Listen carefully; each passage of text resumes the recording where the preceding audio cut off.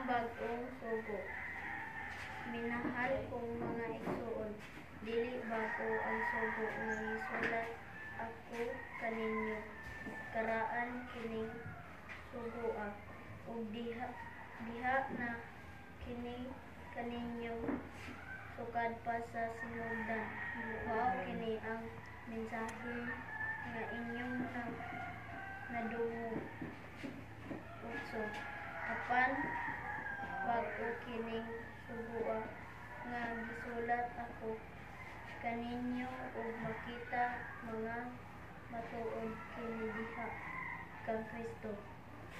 Ug diha usab kaninyo kay ang kangit-ngit maagi na ug ang matuod nga kahayag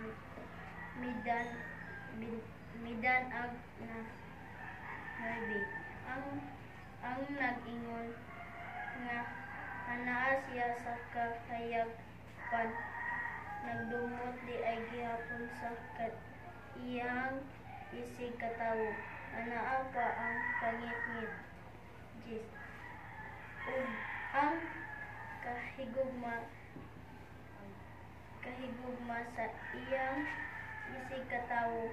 Anaa sa kahayag busa walay bisan usa diha kaniya nga makaangin sa uban. Ngadto sa pagpakasala. 11. Apan ang nagdumot sa iyang isig katawo anaa pa sa kangit-ngit. Naglakaw siya sa kangit-ngit ug wala masayod kung asa siya paingon. Kay gibutaan man siya sa kangit-ngit. 12. Mga anak, nagsulat ako ninyo kay gipasaylo na ang inyong mga sala tungod kay Kristo. 13. Gisulatan ko usab kamo mga amahan kay nakailaman kamo niya nga dihang nang daan sukad sa sinugdan.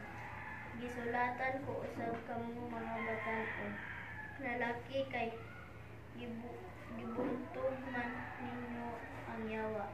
14. Mga anak, gisulatan ko kamo kay nakailaman kamo sa amahan. Ug gisulatan ko usab kamo mga amahan kay nakailaman kamo kaniya nga diha nagdaan sukad pa sa sinugdan. Ug kamo usab mga batan-on, gisulatan ko kay lig-on man kamo ug ang pulong sa Dios anaa man kaninyo ug gibuntog ninyo ang yawa. Amen.